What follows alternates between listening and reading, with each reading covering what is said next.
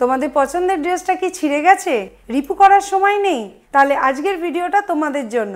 এবার থেকে না যেতে হবে দর্জির দোকান আর না করতে হবে কোনো রকম সেলাই, ঘরেতে বসেই তোমাদের ছেঁড়া ড্রেসটাকে করে নিতে পারবে আবার নতুন। তার জন্য দেখতে হবে পুরো ভিডিওটা। তো চলো ভিডিওটা শুরু করি। তোমাদের জন্য নিয়ে এসেছি একটা ভাইরাল প্রোডাক্ট, আর এটা দিয়ে যে কোনো ছেঁড়া জামা কাপড় জুড়ে যাবে খুব সহজভাবে। তো তার আগে এটা তোমাদেরকে একটু খুলে দেখাই।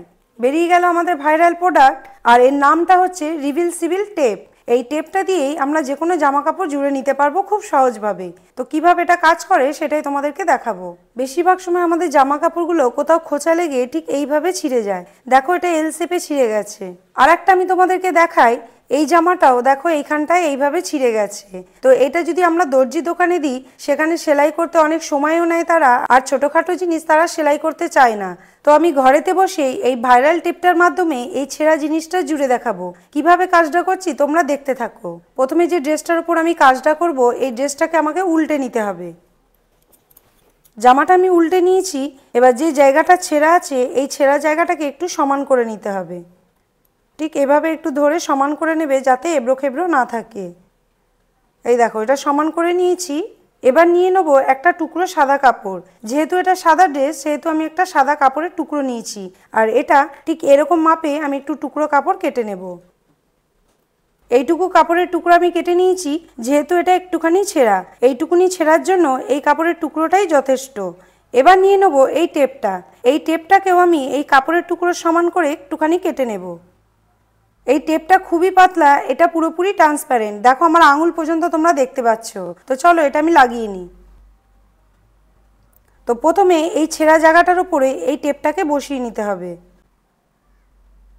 এবার এই কাপড়ের টুকরোটাকে এইটার উপরে বসিয়ে নিতে হবে, টেপটার উপরে বসিয়ে নিতে হবে ঠিক এইভাবে। এবার নেব এরকম একটা আয়রন, আর এই আয়রনটা দিয়েই এই জায়গাটা আমি প্রেস করে নেব। তো আয়রনটাকে আমি প্রথমে ভালো করে গরম করে নিই, তারপরে ফিরে আসছি। তো আয়রনটা আমি ভালোভাবে গরম করে নিয়েছি। এবার এইটার উপরে আমি প্রেস করে নেব। এই আয়রনটাকে 1 মিনিট মতো হালকাভাবে এই ছেঁড়া জায়গাটার উপরে প্রেস করে নিতে হবে। 1 মিনিট হয়ে গেছে। এবার আয়রনটাকে তুলে নেব। দেখো পেছন দিকটা তো সুন্দরভাবে জুড়ে গেছে। এবার সামনের দিকটা তোমাদেরকে একটু দেখাই। এইটা হচ্ছে দেখো সামনের দিক।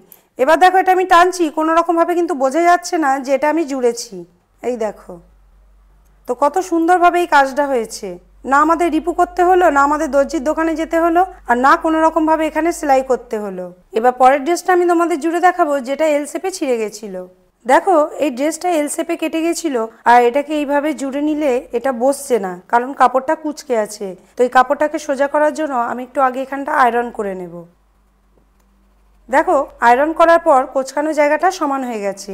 এবার যে ফাঁকা অংশটা রয়েছে, এটা একটু সমানভাবে কাপড়টা রেখে দেবো।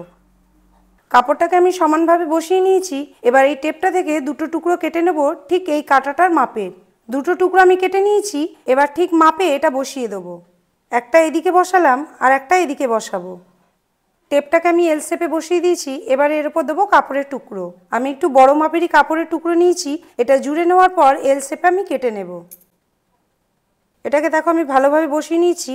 এবার আমি আয়রনটাকে গরম করে নিয়ে এর উপরে প্রেস করে নেব। সেমভাবে 1 মিনিট এর মধ্যে আয়রনটা চালাবো। 1 মিনিট হয়ে গেছে। এবার আয়রনটা তুলে নেব। এই দেখো কত সুন্দরভাবে পেছনটাও জুড়ে গেছে। এবার আমি সামনেরটা একটু তোমাদেরকে দেখাই। কেউ ধরতেই পারবে না যে এই জায়গাটা এল শেপে কেটে গেছিলো। কত সুন্দরভাবে এখানটা জুড়ে গেছে। এই দেখো আমি টানছি, কিন্তু কোনো রকমভাবে আর কোনো ফাঁক হচ্ছে না। খুব সুন্দরভাবে এটা জুড়ে গেছে। এদিকটা দেখো আমি এল শেপে কেটে নিয়েছি। তো কেমন লাগলো বন্ধুরা তোমাদের এই প্রোডাক্টটা? এটা খুবই ইউজফুল। তোমরা তো দেখতেই পেলে যে এটা কত সুন্দরভাবে জুড়ে গেছে, আর একটুকুও বোঝা যাচ্ছে না যে এই প্রোডাক্টটা দিয়ে আমি এত সুন্দর একটা কাজ করেছি। তোমরা যদি কেউ এই প্রোডাক্টটা পারচেস করতে চাও, তাহলে ভিডিও ফার্স্ট কমেন্টে লিঙ্ক দিয়ে দেবো, সেখানে গিয়ে তোমরা এটা পারচেস করতে পারো। আজকের ভিডিওটা তোমাদের কেমন লাগলো সেটা আমাকে কমেন্ট করে জানিও।